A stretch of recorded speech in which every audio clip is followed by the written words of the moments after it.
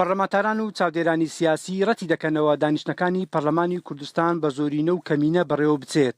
پەرلەمان مەرجعی یاسادانانەیە بەرزترین دەستهەڵاتە ناکرێت بۆ بەرژەوەندیە حزبێکی پەنای بۆ زۆرینە بەیندەبی هەموو پێک بە هەوڵ بدەین بەرژەوەندیە خەڵکی هەرێما کوردستانی دانینە پێش بەرژەوەندیە تەسک و حزبواتی. بەڕێوەبردنی نەوەک تەنها پەرلەمان من پێم وایە هەرچی سەرۆکایەتیەکە پێویستی بە هەماهەنگیەکی زۆر هەیە بە تایبەتی لە نێوان یەکێتی و پارتی چونکە ئێمە بۆی ڕوون بێ لە لای خەڵکە ئەو گلەیانە یەکێتی چێ لە پەرلەمان ئێمە لە سەرەتای پێکێنانی ئەو کابینەیە ڕێککەوتنێکمان لەگەڵ برایانی پارتی هەیە تایبەت بۆ ئیدارەدانی پەرلەمان کە بێ سەرۆک و جێگر بە هاوکاری یەکتر بن و هەموو ئەو کارانەی یەکێتی و پارتی بێکەوە ئەیڕوێنن ئەبێت تەوافەقی لەسەر دروست بکرێت لە پەرلەمان. پەرلەمانتارانی پێشووی کوردستان ڕایدەگەێنن بارودۆخی ئێستای هەرێمی کوردستان وا دەخوازێ لایەنەکان یەکگرتو یەک هەڵوێز بن لەسەر پرسە چارەنووسسازەکان نەوەک کارێک بکرێ ببێتە هۆی لێکترازانیان. زروف و بارودۆخی کوردستان وا دەخوازیمە دوای ئەو هەموو